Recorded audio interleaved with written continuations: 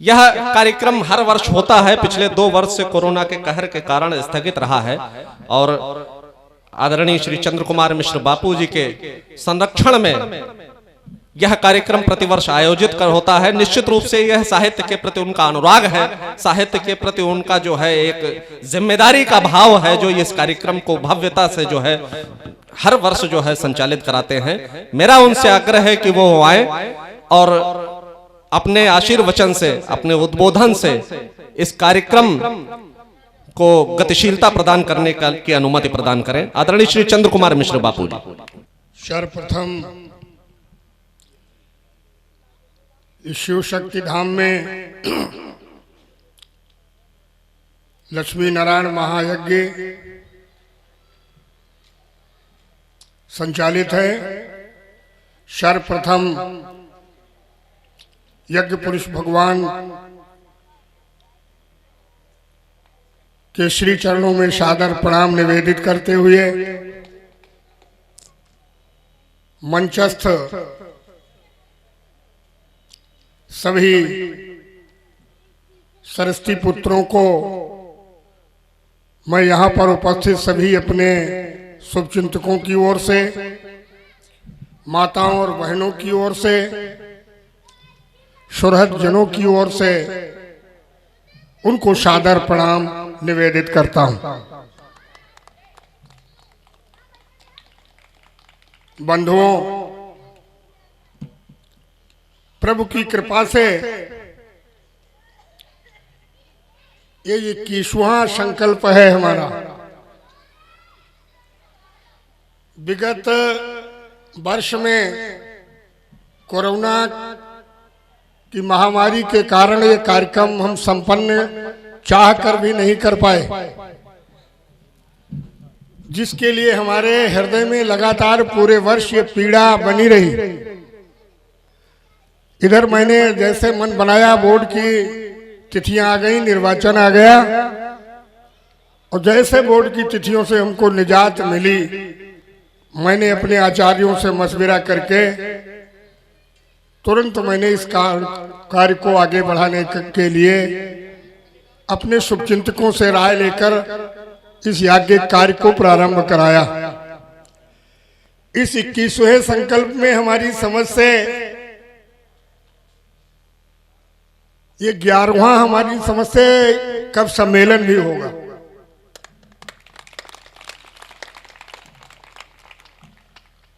आप लोगों का आशीर्वाद और इस धरा को आप सबकी वाणी और शब्दों के माध्यम से निरंतर ऊर्जा मिलती रही है। हम सब यहाँ के ग्रामवासी गौरवशाली हैं कि आप जैसे मनीषियों का इस ग्रामीण अंचल में मेरे क्षुद्र आग्रह पे आप जैसे मनीषियों का यहाँ पर आगमन होता है। निश्चित रूप से मैं आप सबको धन्यवाद और साधुवाद देता हूं।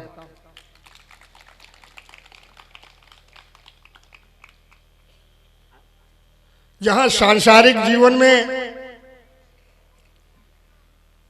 हम सब अपने काम में ही व्यस्त रहते हैं, हमारे व्यास जी हो श्री ओम जी महाराज शोभन सरकार से यहाँ पर पधारे हुए हैं। दिन में उनकी राम की कथा होती है। कल की बेला में वो चर्चा कर रहे थे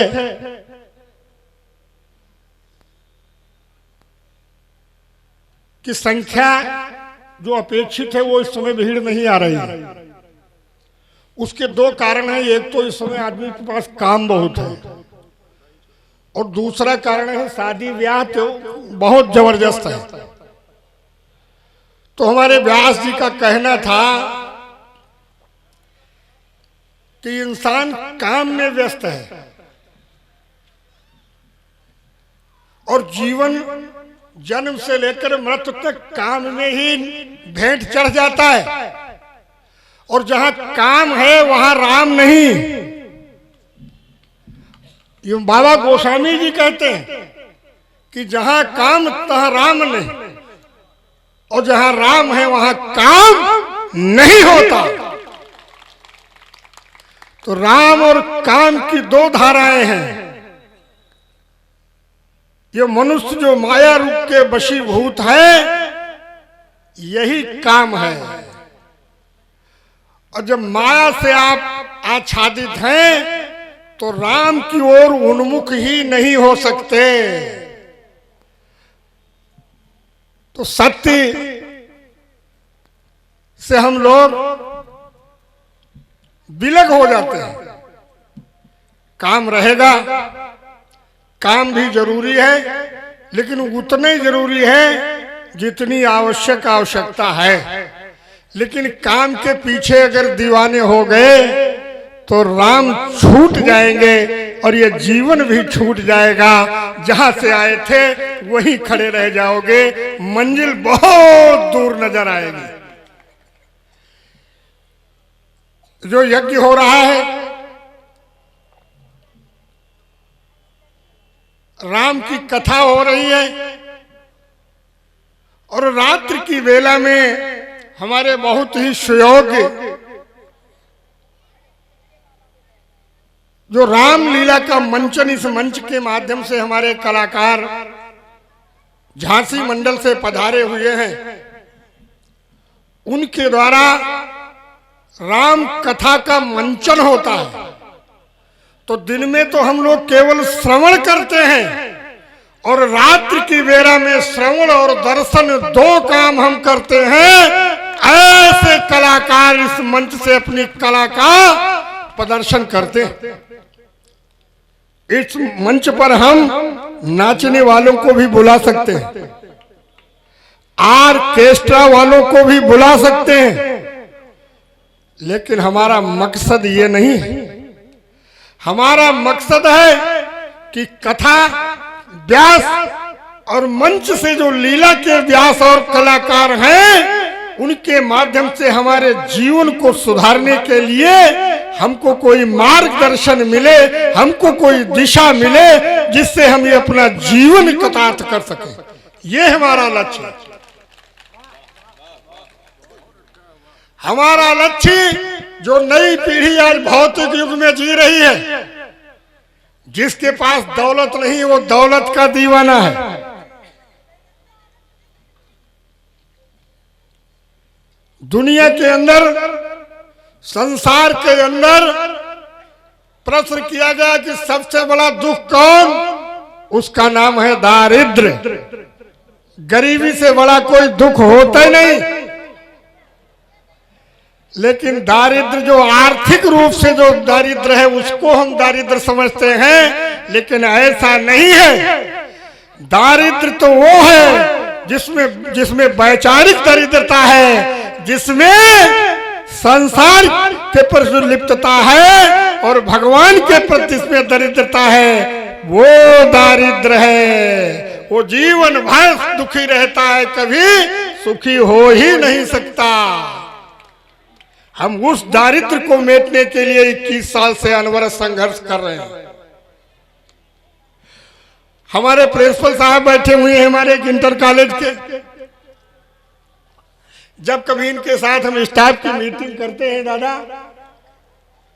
तो कभी कभी ये लोग निराश होते हैं कि हम बड़ा प्रयास करते हैं, बड़ी मेहनत करते हैं, बच्चे स्कूल नहीं आते हैं, हफ्तों गायब हो जाते हैं, भावकों को बुलाते हैं, भावक नहीं आते। इनकी खूब बात हम सुन लेते हैं, और उसके बाद में इनसे हमने कहा, प्रिंसिपल साहब ये बताओ, घना अंधेरा है और तेज हवा चल रही है, अब तुमको अंधेरा मिटाना है, दीपक जलाना है, उजाला करना है, हवा अपना काम करेगी, तो क्या हम दीपक जलाना बंद कर देंगे? हम दीपक तब तक जलाएंगे जब तक अंधेरे को मिटा नहीं देंगे। ये हमारा लक्ष्य है।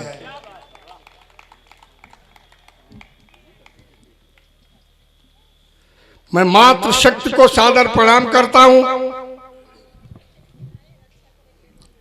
आप लोग आने वाली जो पीढ़ी है,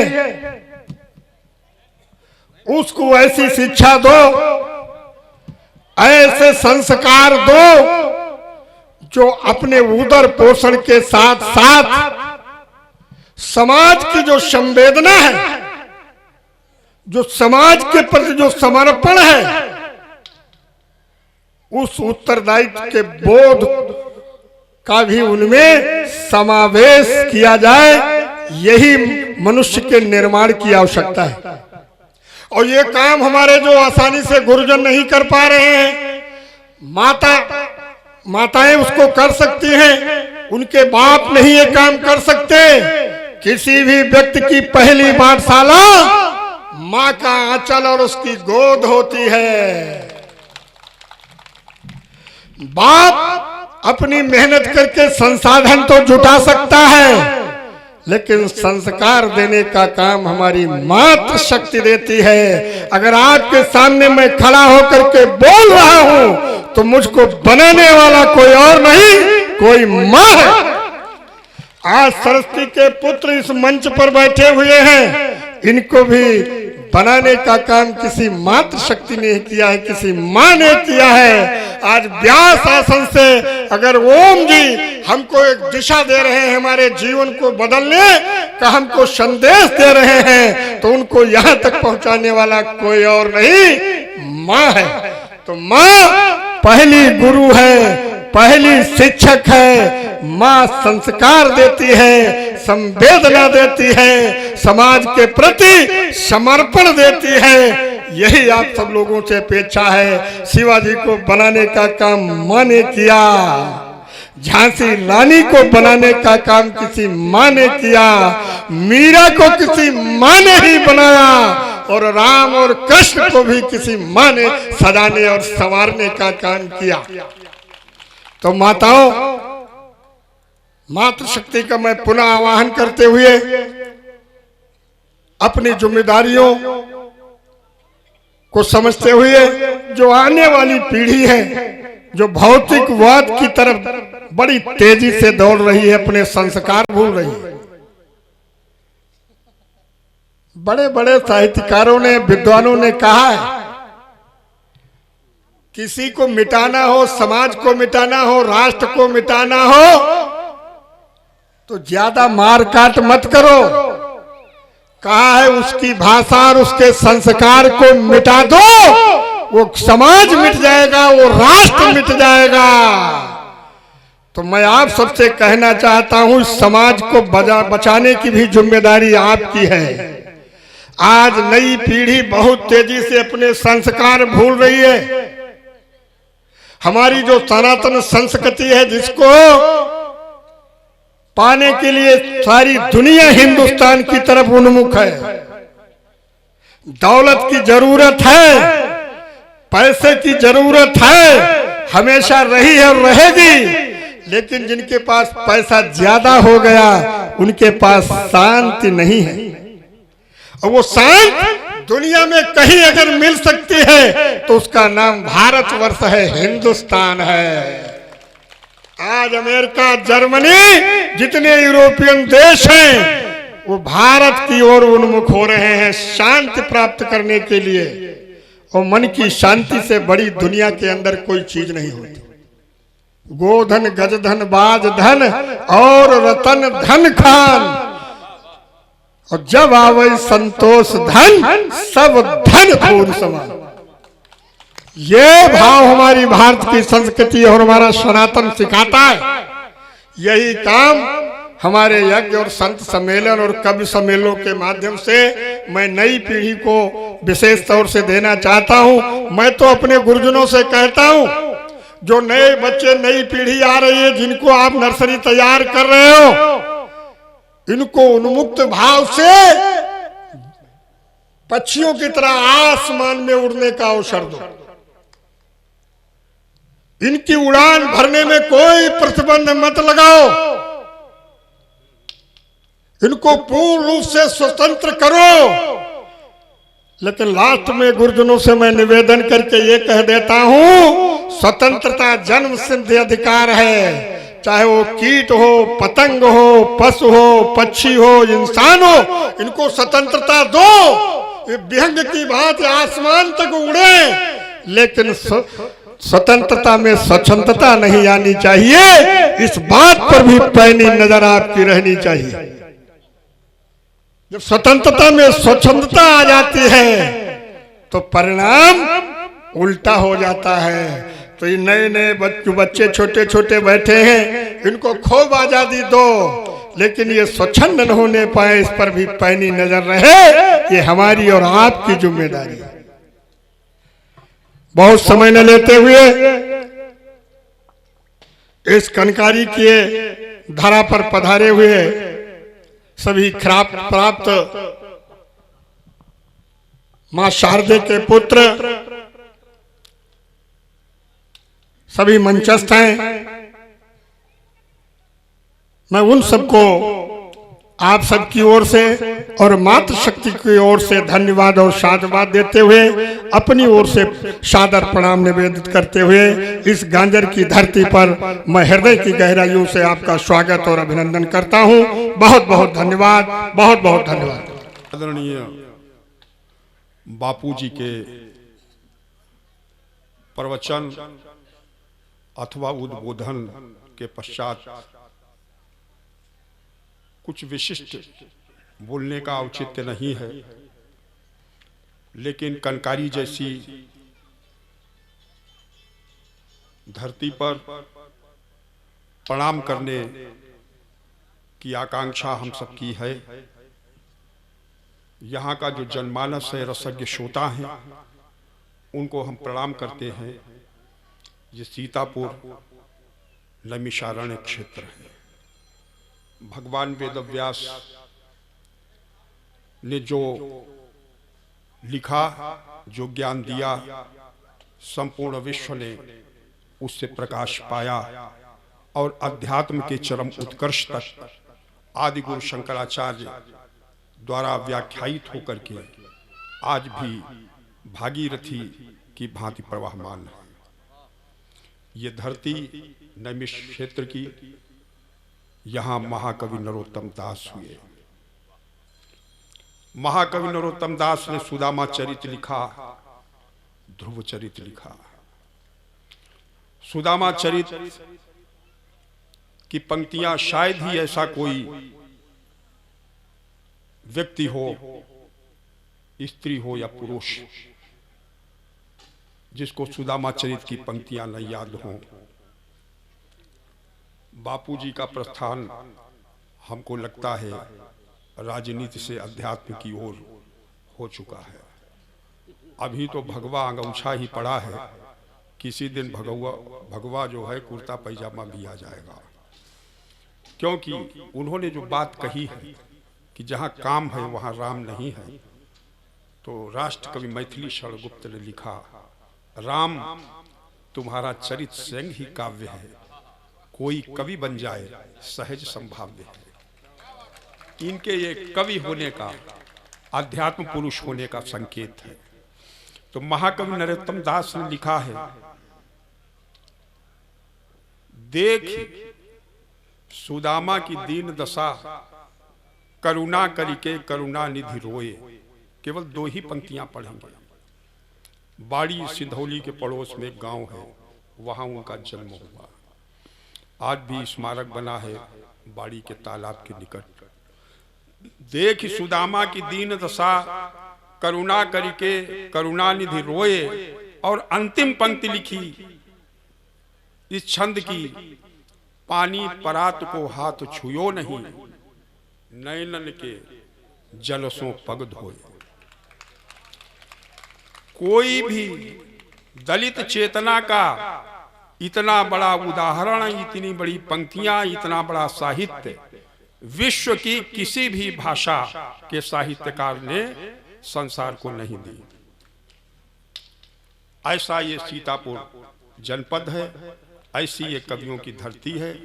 आज भी कोई विधायक या सांसद जो राजगद्दी पर बैठा है, वो अगर किसी दीनहीन व्यक्ति की स्थिति का इस तरीके से आकलन करे कि देख सुदामा की दीन दशा, करुणा करके करुणा निधि रोए, और पानी परात को हाथ छुयो नहीं, नैनन के जलसों पग धोए। ये स्थिति जब आ जाएगी तब देश में सही लोकतंत्र कायम होगा, तब इस देश में राजा और प्रजा का भेद अपने आप समाप्त हो जाएगा। और ऐसी धरती को हम प्रणाम करते हैं। ये बिस्वा की दत्त द्विजेंद्र की धरती है, उमादत्त सारस्वत जी की धरती है। पड़ोस में पंडित अनूप शर्मा जैसा कवि, जिन्होंने जो छंद लिख दिए, जिन्होंने जो रचनाएं लिख दी, हिंदी साहित्य उससे चमत्कृत है। ये आशु कवि द्विज बलदेव की धरती है, जिन्होंने लिखा दीजिए समस्या ताही, पूरन करूं मैं चट्ट, कर रुक जाए तो कर कलम कराइए।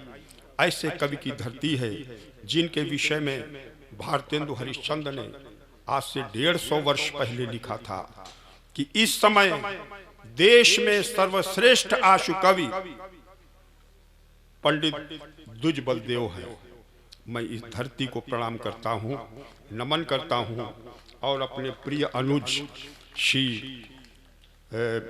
नीरज पांडे, शून्य, बताइए कितना विराट व्यक्तित्व है, शून्य। इनसे बड़े सचेत रहने की आवश्यकता है। आपके बाएं लग जाएंगे तो आप महत्वहीन हो जाएंगे, आपके दाएं लग जाएंगे तो आप कई गुना हो जाएंगे। ऐसा व्यक्ति आपका संचालन कर रहा है। मैं कवि सम्मेलन के शुभारंभ का विनम्र अनुरोध करता हूं, सब लोग कवियों को सुने, बड़े आनंद से सुने। इस धरती को, आप सब श्रोताओं को मैं प्रणाम करता हूं। धन्यवाद। आदरणीय अध्यक्ष जी का अनुमति प्राप्त हो गई है। एक बहुत छोटी सी औपचारिकता पूरी कर लेते हैं, उसके बाद यह कार्यक्रम पूरे प्रवाह के साथ संचालित होगा, कोई बाधा नहीं होगी।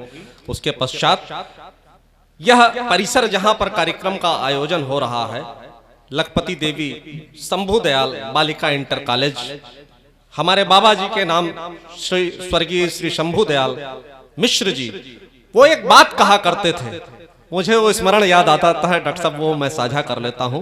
वो कहा करते थे बहुत पहले कि मैं अपनी जब जन्म कुंडली किसी को दिखाता था तो लोग बताते थे कि हमारे कुंडली में राजयोग, तो गांव के लोग हंसते थे कि ये इनके राजयोग। कहन संदीप अब तुम बताओ, हमारे लड़के पोते विदेशों तक टहल रहे हैं, राजयोग इसे नहीं कहते हैं तो किसे कहते हैं? कनकारी की बहुत सारी प्रतिभाओं ने देश विदेश में अपना नाम रोशन किया है। हमारे भगवती प्रसाद मिश्र जी जो इनकम टैक्स कमिश्नर थे और रिटायरमेंट के बाद भी जो केंद्रीय कर सलाहकार समिति के आजीवन सदस्य रहे, उनसे हम शुरुआत करते हैं। तो एक इस धरती का एक लाडला, जिसको जर्मनी, इंग्लैंड और अमेरिका ने 15 वर्ष प्रशिक्षित किया, सुशिक्षित किया, और वो आज अमेरिका की हार्वर्ड यूनिवर्सिटी में असिस्टेंट प्रोफेसर की हैसियत से अपनी सेवाएं दे रहा है। अमेरिका ने कुछ वर्ष पूर्व एक वैक्सीन इजाद की थी, ये कैंसर, बहुत महत्वपूर्ण बात बता रहा हूं, कैंसर की एक वैक्सीन इजाद की थी। जैसे हम आप जो है शुगर की जांच कर लेते हैं एक छोटी सी किट के द्वारा, उसी तरीके से वो है एक किट बनाई गई जिससे कैंसर की फर्स्ट स्टेज की जो है जानकारी हो जाती है। और उस किट को बनाने वाले लोग जो पैनल में थे, उस पैनल में एशिया के 2 ही बच्चे थे, उसमें से एक आपकी कनकारी की धरती का डॉक्टर अवनीश मिश्र था। हमारी साहित्य सृजन संस्थान जिसको हम संचालित करते हैं, व्यक्तित्व और कृतित्व को समर्पित करते हुए बहुत सारे लोगों को हम सम्मानित करते रहते हैं। यह हमारा सौभाग्य नहीं रहा, संयोग नहीं रहा कि वो व्यक्ति हमारे कार्यक्रमों के समय उपस्थित हो। आज डॉक्टर अवनीश मिश्र, मुझे इस बात का गर्व है, मैं गर्व के साथ कह सकता हूं कि वो हमारे अनुज हैं, वो हमारे साथ हैं। मैं चाहता हूं कि आप सभी लोग कार्यों की करतराहट से साथ, हमारे घर का बच्चा जब दुनिया में नाम रोशन करे तो हमारे हृदय में जो है जो उत्साह, जो उमंग, जो खुशी का संचार होता है, वह अवर्णनीय होता है, अनिर्वचनीय होता है। डॉक्टर अवनीश मिश्र का हम लोग स्वागत करते हैं अपनी ही धरती पे, अपने ही घर में, अपने ही परिवार के बीच में। बहुत बहुत स्वागत है।